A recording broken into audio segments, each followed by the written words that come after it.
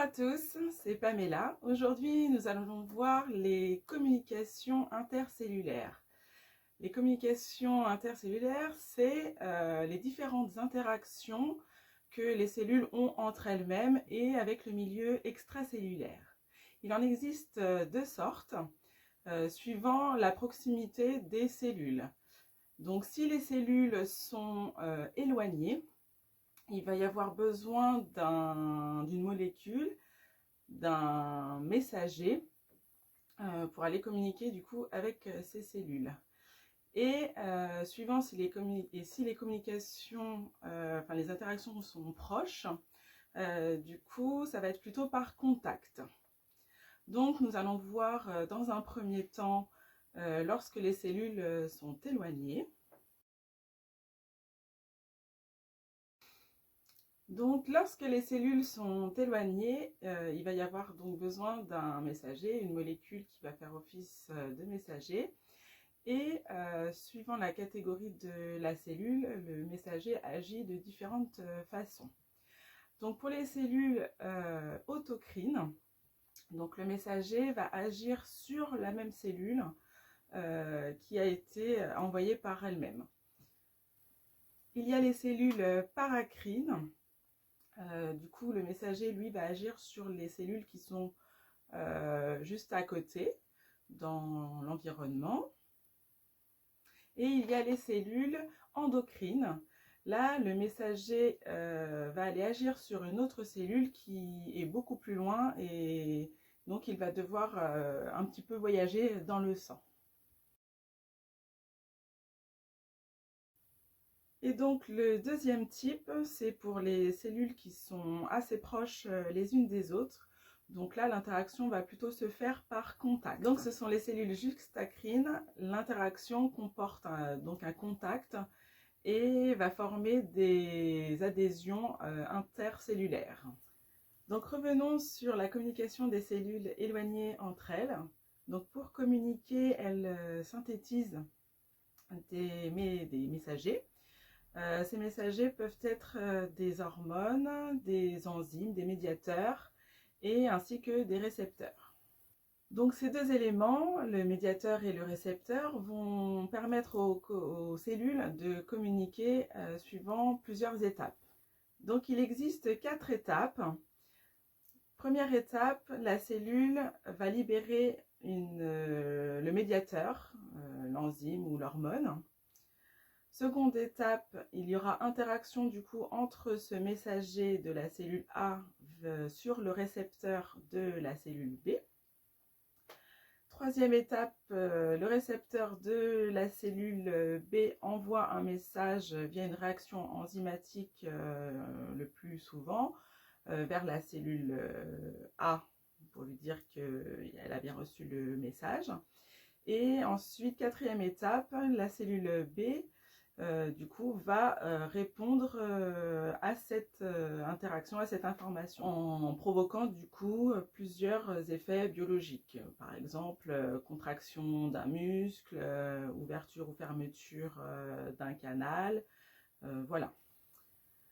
Je vais vous préciser ce que sont les messagers. Donc les messagers, ce sont les molécules qui sont libérées par la cellule A. C'est une molécule qui est libérée par la cellule A, elle est informative et elle va aller rencontrer le récepteur de la cellule B, ce sont des récepteurs spécifiques pour lui délivrer en fait son message. Et donc chaque message, chaque information envoyée va initier un certain nombre d'effets biologiques et spécifiques.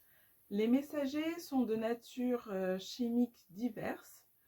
Nous avons des dérivés d'acides aminés, tels que l'angiotensine ou la noradrénaline, des dérivés d'acides gras, tels que la prostaglandine, ou des dérivés du cholestérol, tels que le cortisol ou les stéroïdes. Leur classification, en fait, dépend de l'endroit où elles sont libérées et où elles doivent agir. Donc, nous avons les hormones.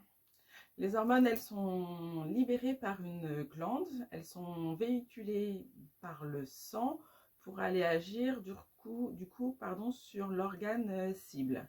Par exemple, la corticotrophine qui est sécrétée par l'hypophyse et va stimuler en fait les corticaux surrénales. Nous avons les médiateurs. Les médiateurs sont libérés à l'extrémité d'un nerf qui du coup va envoyer l'information à une structure proche telle qu'un autre nerf ou un muscle, par exemple les catécholamines.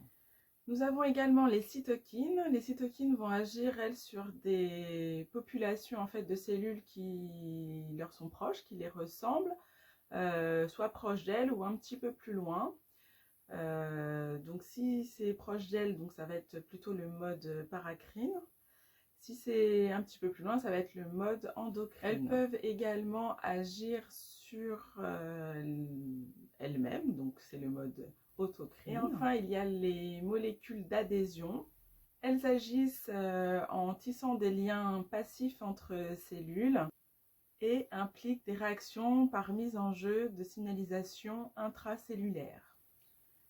Et maintenant, nous allons voir les récepteurs. Les récepteurs, ce sont une molécule avec une structure moléculaire de nature polypeptidique. Et donc, elles interagissent avec le messager.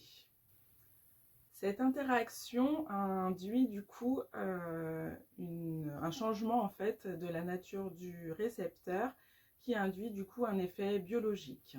Il existe des récepteurs membranaires qui sont à la surface du coup de la membrane. Dans ce cas-là, le médiateur ne rentre pas dans la cellule. Et il y a également des récepteurs intracellulaires. Et là, le médiateur est obligé de pénétrer du coup dans la cellule. Une même cellule peut comporter plusieurs types du coup de récepteurs. Un récepteur membranaire comporte trois parties. La partie extracellulaire qui comporte le récepteur de la molécule qui va transmettre l'information, la partie transmembranaire et la partie intracellulaire. Donc l'activation du récepteur ne nécessite pas que la molécule rentre dans le cytoplasme, mais du coup cette activation va entraîner tout un changement, tout un effet chimique qui va du coup transmettre l'information soit seulement à la membrane, soit au cytoplasme ou directement au noyau. Et on appelle du coup cette chaîne de processus la transduction du signal. Nous allons détailler, il existe trois types de récepteurs membranaires. Donc il y a les récepteurs à canaux. Donc ces récepteurs possèdent un canal transmembranaire. Et souvent, c'est pour réguler l'ouverture, la fermeture, et c'est plutôt réservé du coup pour les ions. Et la réponse est instantanée et de courte durée. Il y a les récepteurs liés aux protéines G, qui ont besoin de la présence de GDP. Du coup, les protéines G vont se lier aux récepteurs et transmettre le signal à des enzymes. Et enfin, les récepteurs enzymatiques.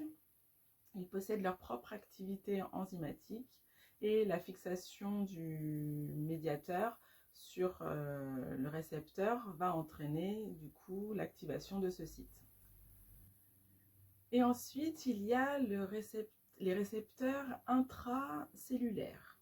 Donc ces récepteurs intracellulaires sont de nature lipophile. Ils traversent la membrane plasmique.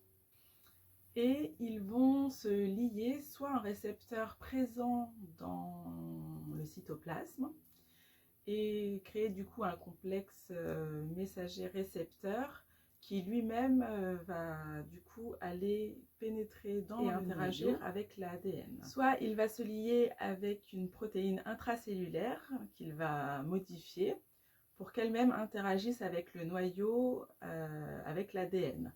Et enfin, nous allons voir la communication entre cellules proches. Cette communication se fait par contact, comme nous l'avons dit précédemment. Donc les cellules vont s'attacher l'une à l'autre en créant des jonctions cellulaires. Et il en existe trois sortes. Il y a les jonctions serrées. C'est une jonction étrange qui se compose de deux membranes collées l'une à l'autre, soutenues par des protéines. Il y a les jonctions d'ancrage. Ces jonctions permettent aux cellules de s'accrocher entre elles pour former par exemple des tissus.